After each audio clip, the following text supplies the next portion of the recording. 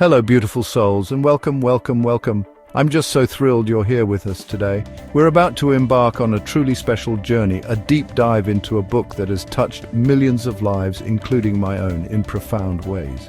We're talking about Eckhart Tolle's transformative masterpiece. This isn't just a book, it's an invitation, a guide, a gentle hand leading us back to the very essence of who we are, to a place of stillness and profound peace that resides within each and every one of us, just waiting to be uncovered. Now, I know many of you are seeking that peace, that sense of calm amidst the beautiful chaos of life.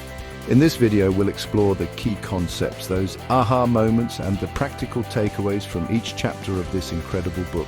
My hope, my deepest wish for you, is that by the end of our time together, you'll feel empowered to embrace present moment awareness. It's about learning to quiet the noise, to step out of the relentless stream of thoughts, and to discover the joy and serenity that are only found in this very moment, the now. So get comfortable, open your hearts and minds, because we are going to walk this path together. We'll unpack the wisdom of chapter by chapter, exploring how to connect with your true self, how to release past pain, and how to find that unshakable inner peace that is your birthright. This is more than just information. It's about transformation. It's about learning to live more fully, more consciously, and with a deeper sense of connection to ourselves and the world around us. Are you ready? I know I am. Let's begin. All right, let's step into the very first and perhaps one of the most foundational understandings that Eckhart Tolle offers us in. Chapter 1 is titled, You Are Not Your Mind, and oh my goodness, what a revelation this can be. For so many of us, for so much of our lives, we've lived under the assumption that we are thoughts, that the constant chatter in our heads, that inner narrator, is the sum total of who we are. But Eckhart gently yet powerfully invites us to question this deeply ingrained belief. He asks us to consider that there is an awareness, a presence, a watcher behind those thoughts. He introduces us to this concept of the egoic mind. Now, this isn't necessarily a bad thing in itself. The mind is a tool, but when we are completely identified with it, when we believe every single thought that pops into our heads, especially those critical, fearful, or anxious ones, that's when we suffer. This egoic mind, as he describes it, is often a relentless stream of judgments, comparisons, worries about the future, and regrets about the past. It's like having a radio station playing non-stop, and we've forgotten we have the power to turn down the volume or even change the station. The key, the very first step on this path to peace, is self-observation. It's about learning to take a step back and witness your thoughts without getting entangled in them, without judging them, and without necessarily believing them. Imagine you're sitting on the bank of a river and your thoughts are like leaves floating by. You notice them, you acknowledge them, but you don't jump into the river and get swept away by each one.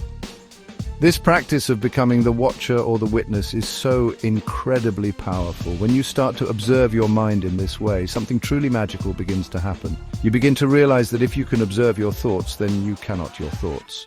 There must be something else there, a deeper consciousness, an awareness that is doing the observing. This awareness, this silent watcher, is closer to your true essence than the noisy, often and chaotic thinking mind. It's a space of stillness, a profound quiet that exists beneath the surface level activity of your thoughts. This understanding is liberating, isn't it, to know that you are not the voice in your head that constantly criticizes or worries. You are the presence that is aware of that voice. This distinction is the cornerstone of finding inner peace. It's about disidentifying from the compulsive thinking that so often dictates our emotional state and our experience of life. It's about reclaiming your power from the conditioned patterns of the mind and connecting with that deeper, more authentic self. So, the invitation from this chapter, the beautiful takeaway, is to begin this practice of self-observation. Throughout your day, try to notice your thoughts. What are they saying? Is there a recurring theme? Don't engage, don't analyze too much in the beginning. Just notice. Become aware of the thinker behind the thought. This simple act of witnessing is the beginning of awakening from the dream of unconscious thinking and stepping into the light of presence.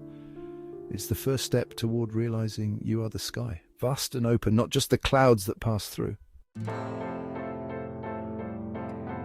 Now, as we move into the second chapter, Consciousness, the Way Out of Pain, Eckhart Tolle takes us deeper into understanding the roots of our suffering and, most importantly, how we can begin to dissolve it. He introduces a concept that so many of us can relate to on a visceral level, the pain body. This isn't a physical entity, but rather an accumulation of old emotional pain, a kind of energy field within us made up of all the unresolved hurts, disappointments, grief, anger, and sadness from our past. This pain body, as Eckhart explains, isn't just dormant.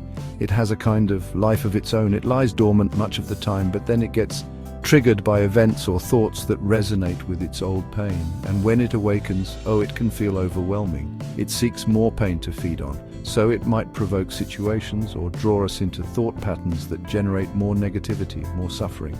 It's like a shadow that wants to remain in the darkness, and it will try to pull you back into identification with it, making you believe that pain. Many of us have experienced this, haven't we? Those moments when a wave of sadness or anger washes over us, seemingly out of proportion to the current situation. That's often the pain body stirring, bringing up old wounds. When we are unconscious of its existence, we become its victim. We identify with it, we act it out, we project it onto others, and thus we perpetuate the cycle of suffering, not only for ourselves, but often for those around us. It's a heavy burden to carry, this invisible accumulation of past sorrows. But here's the beautiful, hopeful message of this chapter. Consciousness is the way out. The pain body cannot survive in the light of your conscious awareness. When you begin to observe it, to feel its energy within you without judgment, without resistance, and without identifying with it, something miraculous starts to happen. It's like shining a bright light into a dark room. The darkness simply cannot coexist with the light. Your presence, your conscious attention is that light. Acceptance of the present moment, which we'll explore more, is crucial here. When the pain body arises, the tendency is to resist it, to fight it, to try and push it away, or to get lost in the story it's telling. But Eckhart guides us to do the opposite, to allow ourselves to feel it fully, as pure sensation, as energy in the body, without labeling it or creating a mental narrative around it. This doesn't mean you enjoy the pain, but you stop resisting its presence. You say, okay, this is what I'm feeling right now, and you meet it with awareness. The practical takeaway here is profound and life-changing. The next time you feel a strong negative emotion welling up, that familiar ache of sadness, that surge of anger, that knot of fear, try to pause. Instead of reacting or getting lost in the thoughts associated with it, bring your attention into your body. Feel the raw energy of the emotion. Observe it as if you were an impartial scientist. Don't call it my anger or my sadness, just anger is here or sadness is here. By doing so, you disidentify from it and you begin the process of its transmutation. This is how we heal. This is how we find freedom. In Chapter 3, moving deeply into the now, Eckhart Tolle invites us to explore the very heart of his teachings, the profound power and simplicity of the present moment. He makes a crucial distinction that can shift our entire perspective on time itself. He talks about clock time versus psychological time. Now, clock time is practical. It's what we use to schedule appointments, to organize our days, to meet deadlines. It has its place in the world of form, and it's necessary for functioning in our society. However, it's psychological time that often becomes the source of so much of our stress, anxiety, and unhappiness. Psychological time is the mind's preoccupation with the past, replaying old memories, harboring regrets, feeling guilt, or its constant projection into the future, worrying, planning excessively, creating expectations, or fearing what might happen. When we live predominantly in psychological time, we are, in essence, missing our lives because life is only ever happening. The past is a collection of former nows, and the future is a collection of anticipated nows. Eckhart emphasizes with such clarity that the present moment is all we ever truly have. It sounds so simple, doesn't it? Yet how often do our minds pull us away from it? We're physically present in one place, but our minds are miles away, lost in thought. He encourages us to realize that all our problems, all our suffering, are created by the mind when it resists what or when it escapes into the non-existent past or future. The now, however, holds no problems when we face it with full acceptance and awareness. When you bring your full attention to the present moment, to whatever you are doing, whether it's washing the dishes, listening to a friend, or simply feeling your breath, a sense of clarity and peace begins to emerge. The mental noise subsides. You connect with a deeper intelligence, a sense of aliveness. This isn't about denying the past or not planning for the future. It's about not allowing them to overshadow the preciousness and the power of this very moment. It's about using clock time when needed, but returning your primary focus to the now. Think about it, all your power, all your creativity, all your joy can only be accessed in the now. You cannot change the past by dwelling on it, and you cannot control the future by worrying about it. But you engage fully with this moment. You can make conscious choices in this moment. You can experience the richness of life in this moment. The now is our point of access to our true selves, to that deeper dimension of being that Eckhart speaks of. So, the beautiful invitation from this chapter is to practice anchoring yourself in the now. How do we do this? By paying attention. Pay attention to your senses. What do you see, hear, smell, taste, touch right now? Feel the aliveness in your hands, the sensation of your breath entering and leaving your body. When you find your mind drifting to the past or future, gently bring it back. This isn't about forcing, but about a gentle, repeated returning to the present. This is where life unfolds. This is where peace is found. As we delve into Chapter 4, Mind Strategies for Avoiding the Now, Eckhart Tolle shines a light on the sneaky, often unconscious ways our minds try to pull us away from the peace and power of the present moment. The ego, that part of our mind that thrives on identification with form and thought, has a vested interest in keeping us stuck in psychological time, because its very survival depends on it. It doesn't want us to discover the formless, timeless dimension of being within. One of the most common strategies the ego employs is complaining. Oh, how easy it is to fall into complaining, isn't it? About the weather, about other people, about our circumstances, about ourselves. Eckhart points out that complaining, whether voiced or just in our thoughts, strengthens the ego by creating a sense of me versus them, or me versus this unpleasant situation. It reinforces a victim identity and keeps us focused on what's wrong, thereby denying the potential for acceptance or positive change in the now. Another powerful ego trap is waiting. I'll be happy when I get that promotion. I'll relax once the kids are grown. My life will really begin when I find the right partner. This waiting mode essentially says that the present moment is not good enough. It's just an obstacle to be overcome on the way to some better future. But as Eckhart reminds us, the future never arrives as the future. It always arrives as the now. So if we are constantly waiting for a future now to be happy, we are postponing our lives indefinitely. Then there are other subtle and not so subtle strategies, harboring resentment, which keeps the past alive and poisons the present. Dwelling on regret, which is another form of denying what, or living in a state of constant anxiety about future possibilities, many of which may never even materialize. All these patterns are rooted in non-acceptance of the present moment. They are the mind's way of creating drama, reinforcing its sense of self and avoiding the simple yet profound reality of the now. The key to dismantling these strategies is, once again, awareness.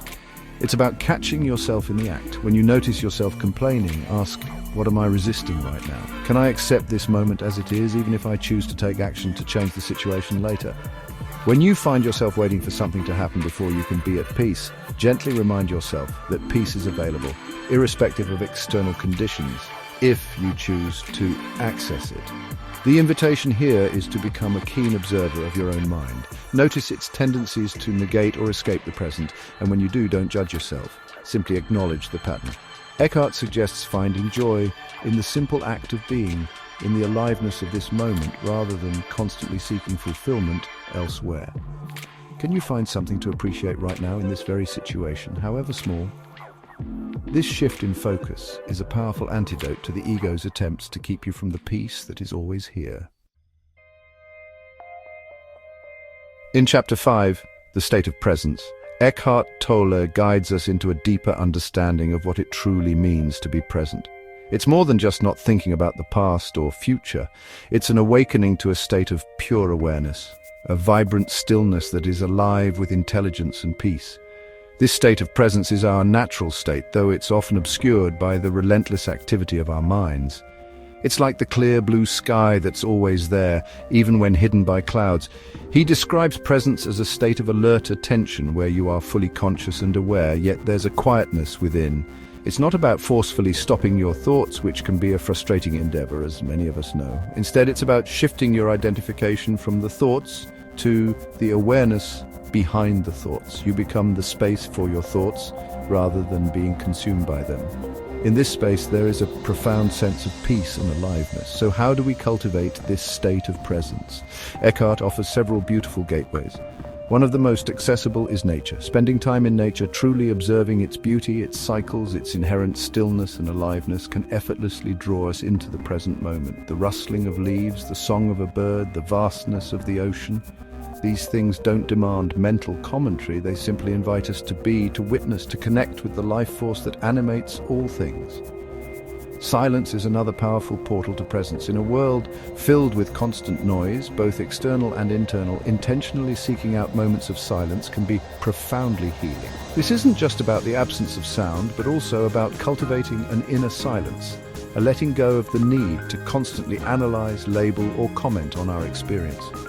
In that inner quietude, we can begin to sense the deeper reality of our being, the stillness that is always present beneath the surface chatter.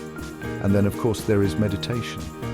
Meditation, in its various forms, is a formal practice for cultivating presence.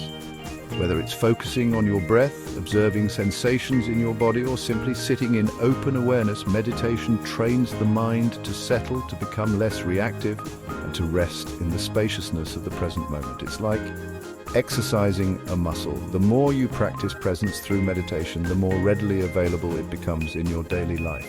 The invitation from this chapter is to consciously create opportunities to connect with presence. Take a walk in nature and leave your phone behind. Find a few minutes each day to sit in silence.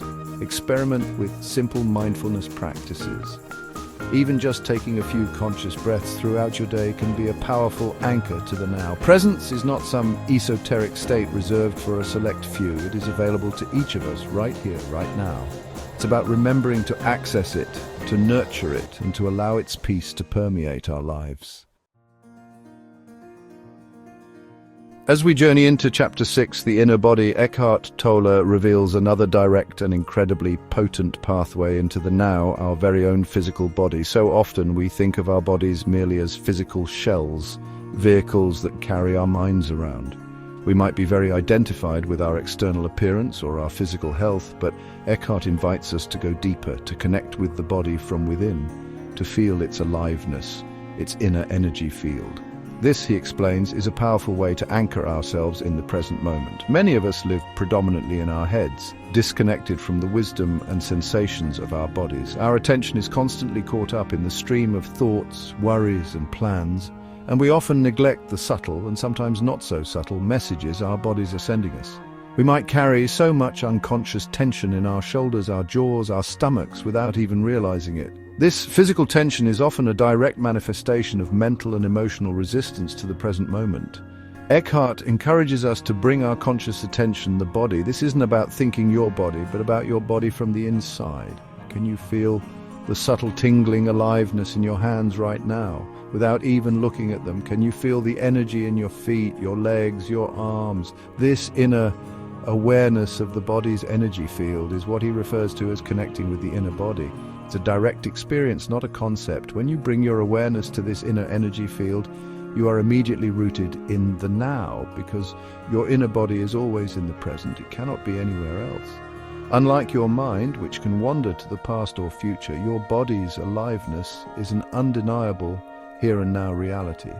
By focusing on these inner sensations, you draw your attention away from the compulsive thinking of the egoic mind and into a state of heightened presence. Releasing physical tension is a key aspect of connecting with the inner body. When you consciously scan your body for areas of tightness and then consciously breathe into those areas, allowing them to soften and release, you are also releasing mental and emotional blockages. It's a beautiful feedback loop. As you become more present, your body relaxes. As your body relaxes, it becomes easier to stay present. This practice can bring about a profound sense of well-being and peace. The practical invitation here is to make a habit of inhabiting your body more fully. Throughout your day, take moments to feel the aliveness within. Feel your breath moving in and out. Feel your hands as you type or wash dishes. Feel your feet on the ground as you walk. When you're feeling stressed or overwhelmed, bring your attention to your inner body. It's an anchor in the storm. This is not about achieving some special state, but simply about returning to the felt sense of being alive, right here, right now. Your body is a temple of presence. Chapter 7. Glimpsing the formless portals into the unmanifested. In Chapter 7, Portals into the Unmanifested, Eckhart Tolle takes us to the very edge of our perceived reality, inviting us to explore the dimension beyond form, beyond thought, beyond the everyday world we experience with our senses. He introduces the concept of the unmanifested, that which is formless, timeless, the very source of all that is manifest, the ground of being itself. It's the silent, still, infinite potential from which all creation arises and to which it returns. Now, this might sound very abstract or philosophical, but Eckhart explains that the unmanifested is not something separate from us. It is, in fact, our deepest essence. And while it cannot be grasped by the thinking mind, which operates in the realm of form, we can experience glimpses of it. We can connect with it through certain portals. These portals are always available to us, acting as gateways from the world of doing and thinking to the world of being. One such powerful portal is silence. We touched on this earlier, but here Eckhart emphasizes a deeper dimension of silence. Not just the absence of noise, but the stillness that is the womb of all sound, the stillness that is inherent in the unmanifested. When you listen deeply to silence, both externally and internally, the thinking mind begins to subside. In that profound quiet, you can sense a presence, a vastness that is beyond your personal self. It's a direct experience of the formless. Another portal is space. Just as silence is the ground for sound, space is the ground for all objects, all form. Eckhart encourages us to become aware of space, the space between objects in a room, the vastness of the sky, even the space between our thoughts or the space between the cells in our body. By bringing our awareness to space, to nothingness, we shift our attention from form to the formless, from the manifest to the unmanifested. This can create a sense of expansion and peace. And then there is the portal of surrender, which we've also touched upon. Surrender in this context means the complete and unconditional acceptance of the present moment as it is, without any inner resistance. When you truly let go of your mind's judgments, labels, and desires for things to be different, you create an opening in that state of non-resistance of thy will be done. You align yourself with the deeper intelligence of life, with the unmanifested. This is not passivity, but a profound inner yielding that brings immense peace. These portals, silence, space, surrender, and even the now itself, are not destinations to be reached, but rather states of consciousness to be entered. They are always here, always accessible. By consciously turning our attention to them, we can begin to experience a reality that is deeper, vaster, and more peaceful than the surface reality of our everyday lives. It's an invitation to touch the sacred, to connect with the source, and to realize that we are far more than our limited, conditioned selves. Chapter 8. Connecting from a deeper place, enlightened relationships. Now, as we move into Chapter 8, Enlightened Relationships, Eckhart Tolle brings the profound wisdom of presence into one of the most vital and often challenging areas of our lives, our connections with others. He shows us how our relationships can be transformed from sources of conflict and pain, rooted in egoic patterns, into opportunities for deep connection, growth, and the experience of shared presence. This is about moving beyond the drama and into authentic relating. So many of our relationship difficulties, as Eckhart points out, stem from the ego. The ego seeks to define itself through others, to use relationships to fulfill its needs, to feel superior, to control, or to play out old emotional patterns. When relationships are primarily ego-driven, they are often characterized by demands, expectations, judgments, and a constant seeking of validation or completion from the other person. This inevitably leads to disappointment, resentment, and suffering. An enlightened relationship, on the other hand, arises when one or ideally both individuals are able to connect from a place of presence, from their deeper being, rather than from their conditioned mind or pain body. In such a relationship, there's no longer an unconscious attempt to use the other person to fill a perceived lack within oneself. Instead, there's a recognition of the other's being, a respect for their journey, and a space for them to be who they are. One of the most powerful practices for fostering enlightened relationships is full, attentive listening. How often do we truly listen to another person without simultaneously formulating our response, judging what they're saying, or waiting for our turn to speak?